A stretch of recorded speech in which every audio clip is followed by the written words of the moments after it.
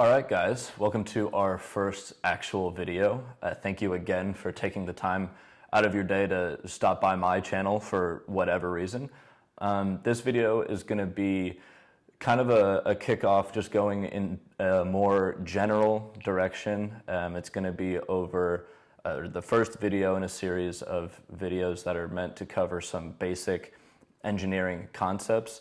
Today's video is going to be focused on things that I wish I would have known as a freshman going into mechanical, manufacturing, or whatever kind of engineering, and just give you some general tips.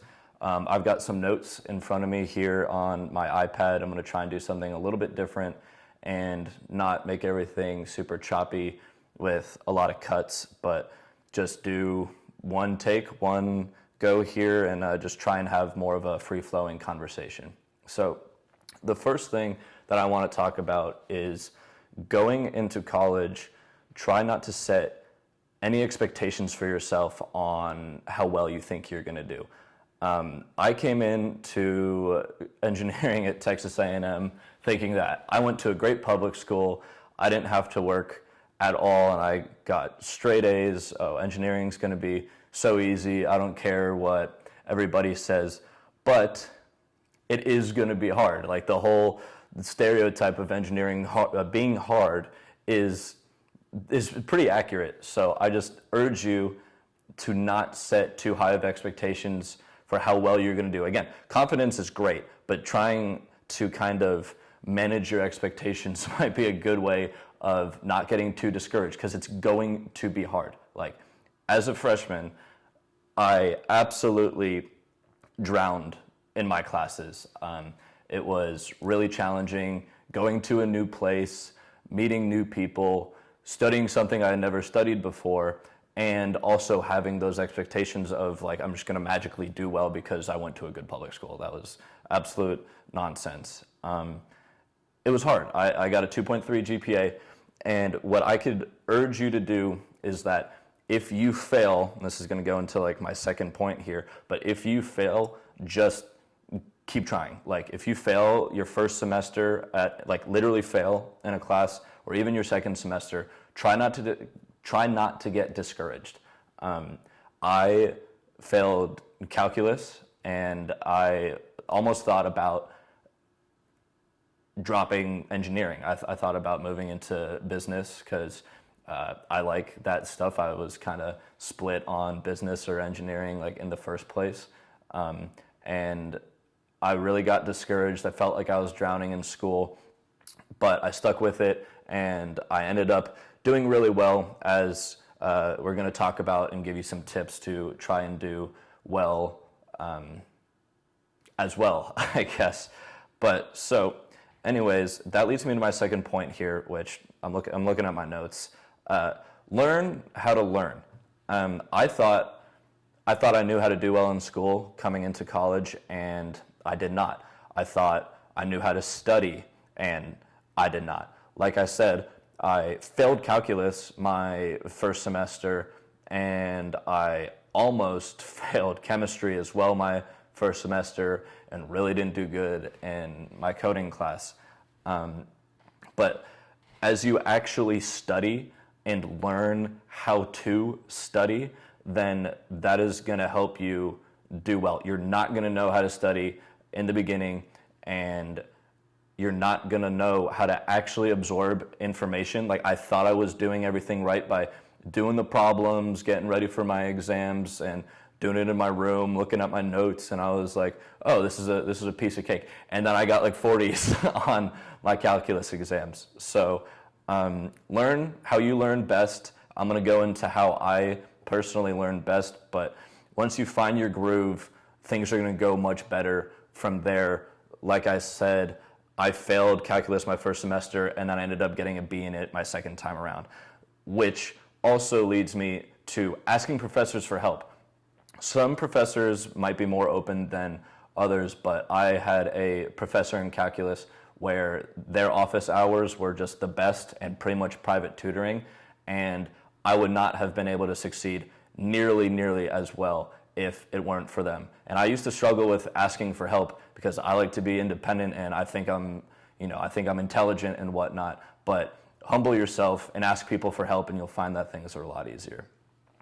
Once you find your way of learning, then you just absolutely have to grind that out. Repetition was like totally the key for me. If it's calculus, get your problems and just rep those out. Try and find as many different ones as you can. The big key there was not looking at notes. I thought I was studying and absorbing stuff, like looking at my notes, doing problems, looking at my notes and doing problems. You can't do that. You have to pretend like you're taking an exam. Once you do that, you'll get into that mindset and you can feel the pressure and you'll be able to perform better in that scenario, and it will actually be in your head better because, frankly, you memorized it. A lot of people will, I don't know if say that it's like frowned upon for memorization, but sometimes you got to do what you got to do to do well in your exams, and that was a key for me. It was just repping it out, so I almost had it memorized. And then especially going into memorization, there are some classes that are just going to be memorization heavy. For me, those classes were my material science classes, metallic materials, non-metallic materials, and for those, my professor had slides, and I would literally write out every single word, for the most part, on the slides and just write it down. And then I would go through it and write it down again, go through it, probably a third time, the whole slide deck for the exam, and just writing everything out. Also, a big thing was the first time I would go through it, I would also repeat what I was looking at out loud. It's agreed that when you say something out loud, it is 10 times more impactful for you, 10 times easier to memorize than if it was just something that you were going to read on the lecture slides. And it's also agreed upon that writing stuff down is a good way of helping yourself memorize things. So I would say it out loud and write it down, rep it out, and some of those classes, like my material science classes, especially non-metallic materials, didn't make a whole lot of sense, but I had it memorized so well that I got A's on all the exams. This kind of goes a little bit against my other point of asking profs for help. Ask the helpful ones that you think you can get something out of for help. But some professors are just not going to be helpful. They might be hard to understand. That happens a lot in your big engineering universities. I know that from my brother who went to Purdue, and it was the same case at A&M. They're just hard to understand, that plain and simple. And also other professors, their style just might not be best for how you learn. And this is kind of going to go back to maybe what you did in high school is kind of what I did in high school, and then learned how to really apply it in college, and that's learning how to teach yourself things. And this is going to be a scenario where you're actually going to want to go pick up the textbook and read it and understand it. That's going to be your best friend. That was how it went for me. I mean, I had a great professor for metallic materials, but it was just so much content that I needed to get in the textbook, and I didn't have a ton of money at the time. Buying a textbook was like the last thing I wanted to do. First of all, there are free websites that I can mention if you're curious on how to find a free textbook, but also it is worth it to buy it, have it, and just teach yourself the material and not having to rely on professors that you don't understand. So the next one would be that bad study groups are an absolute waste of time. There were so many people at A&M that, especially in my degree, which is mechanical and manufacturing engineering, that just wanted to set up study groups, and it was like the day before the exam, and that was how they were going to study, right? Those are an absolute waste of time, especially if these are, like, you're getting invited to them because you're close with these people. There's going to be, like, way too much talking.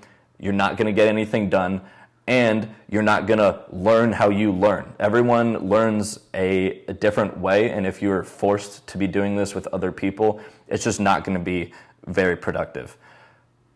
However, if you find that you need to do a study group and you think you can do one that's productive, study with people that are better than you at that subject. The other way is not going to work until you've mastered that content and you are just helping them, and you're helping them, and I guess you will be helping yourself, because one of the better ways of memorizing things is teaching others. But that doesn't work until you've actually mastered the content. So I urge you to study with people who are better than you at it and have them explain in their own words how they understand the material.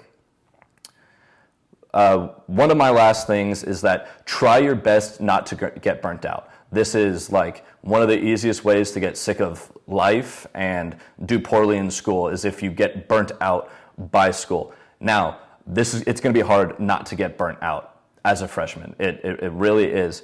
But I urge you, when you're doing all those things that I previously mentioned, it'll help you not feel so overwhelmed. And then as you get going, especially out of your freshman year, try and prioritize making memories. That I don't know if I'm pretty sure that a lot of people who are tutoring would not teach you to prioritize memories over your education. But like the grades will come. They're going to. If you have the mind to watch a video like this, that means that you at least care somewhat and are somewhat dedicated to your education. Those grades are going to come. You are not going to remember studying for your calc exam. Well, you might because it sucked. But you're not going to remember the grades that you got. But what you are going to remember are the memories that you made with your friends. And I urge you to prioritize that. And this also will help you not get burnt out, and you will do even better in your classes because your brain is so sharp and you're not totally just drowning in your work. And finally, the last point here is just trust in God. I mean, like engineering, the stereotype is true. It's hard. And so I just urge you to trust in God and trust that He has a plan for everyone. He has a plan for you, and just try and find peace in that everything's going to work out the way that it's supposed to. So that's all I had for this. Let me know if you guys like this format of video. I know it was a little bit longer. Again, if you guys need, reach out to my email. I do one-on-one tutoring there. And leave me any comments, suggestions, criticisms. Let me know some extra advice that I didn't talk about that maybe if you were a student you thought really helped you out, and try and leave some beneficial comments for other people who might be struggling. But thank you so much for giving me your time, and God bless.